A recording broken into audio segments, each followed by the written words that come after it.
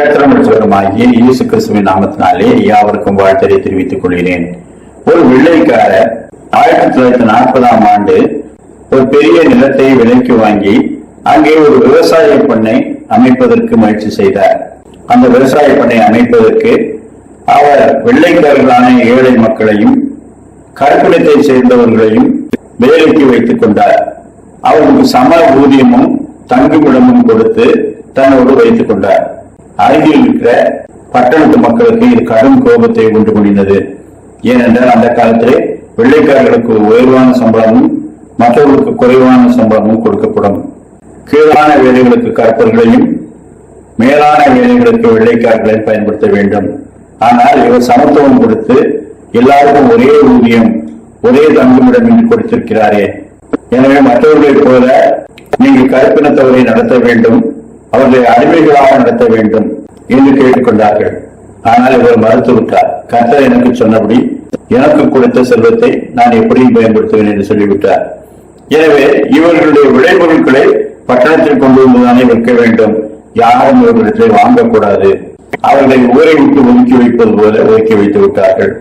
ஆனாலும் அவர் தளராமல் பொருட்களை உற்பத்தி செய்து வேறு பட்டணங்களுக்கு எடுத்து சென்று தன்னுடைய பண்ணையை நிர்வகித்து வந்தார். இப்படி 14 ஆண்டுகள் கடந்து விட்டது. எனவே பொறாமை கொண்ட அந்த அருகில் இருக்கிற பட்டணத்தார் ஒரு நாள் இரவு அந்த பண்ணையை சூழ்ந்து கொண்டு அங்கிருக்கும் எல்லாவற்றையும் தீ வைத்து கொளுத்தி விட்டார்கள். எரித்தவர்களிலே அநேக சத்தத்தை இந்த பண்ணை முதலாளி அறிந்திருந்தார். அதிலும் குறிப்பாக ஒரு நிருபரின் சத்தத்தை இவர் அறிந்திருந்தார். மறுநாள் காலையிலே அந்த நிருபர் கூட 2 பேரையும் சேர்த்துக் கொண்டு இவருடைய பண்ணைக்கு வந்து எல்லாம் எரிந்து விட்டதா, ஒழுங்காக கொடுத்து விட்டோமா என்று பார்ப்பதற்கு வந்தார். ஆனால் என்ன ஆச்சரியம், இவரும் இவருடைய பணியாளர்களும் சேர்ந்து எரிந்து போனவர்களை எல்லாம் அப்புறப்படுத்தி விட்டு புதிதான நாட்டுகளை நட்டுக் கொண்டிருந்தார்கள். எனவே அந்த பத்திரிகை ஆசிரியர் இவரிடத்திலே வந்து, ஐயா எப்படி இருக்கிறீர்கள்?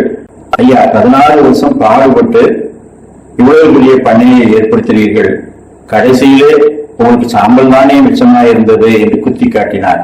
உங்கள் வெற்றி கனவுகள் எல்லாம் தகர்ந்து விட்டனவே, அதனால நான் ஆரம்பப்படுகிறேன் என்று சொன்னார். அப்பொழுது இவர் சொன்னார், என்னுடைய வெற்றி இப்பொழுது சிலுவை வரை வந்திருக்கிறது. இதற்கு பின்னால் ஒரு பெரிய மகிமை இருக்கிறது. தேவகுமாரன் ஊழியம் செய்தார், நன்மை செய்தார், ஆனால் சிலுவை தான் அவருக்கு பரிசாக கிடைத்தது. அவர் சிலுவையை விருப்பத்தோடு ஏற்றுக்கொண்டார். ஏன் தெரியுமா? அதற்கு பின்னால் மிகப்பெரிய மகிமை இருக்கிறது. என்னுடைய முயற்சிகளையும் கர்த்தர் இப்பொழுது சிலுவையில் அறியபடி விட்டுவிட்டார்.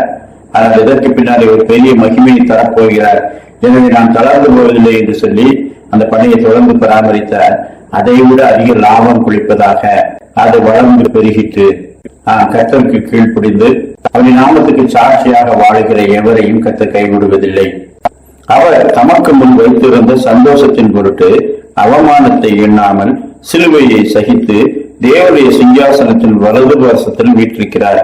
ஆகையால் நீங்கள் இழைப்புள்ளவர்களாய் உங்கள் ஆத்துமாக்களில் சோர்ந்து போகாதபடிக்கு தமக்கு விரோதமாய் பாவிகளால் செய்யப்பட்ட இவ்விதமான விபரீதங்களை சகித்த அவரையே நினைத்துக் கொள்ளுங்கள்.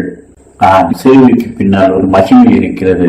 பாடுகளுக்கு பின்னால் ஒரு ஆறுதலும் சமாதானமும் சந்தோஷமும் இருக்கிறது. அப்படிப்பட்ட நல்ல கிருபைகளை கர்த்தர் இந்த நாளிலும் நமக்கு தந்தருள்வாராக. ஆமேன்.